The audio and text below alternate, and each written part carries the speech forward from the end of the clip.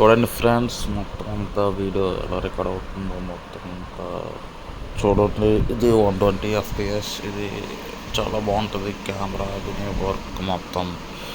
So check చేయండి, మీకు ఎలా అనిపిస్తుంది మొత్తం చెక్ చేయండి.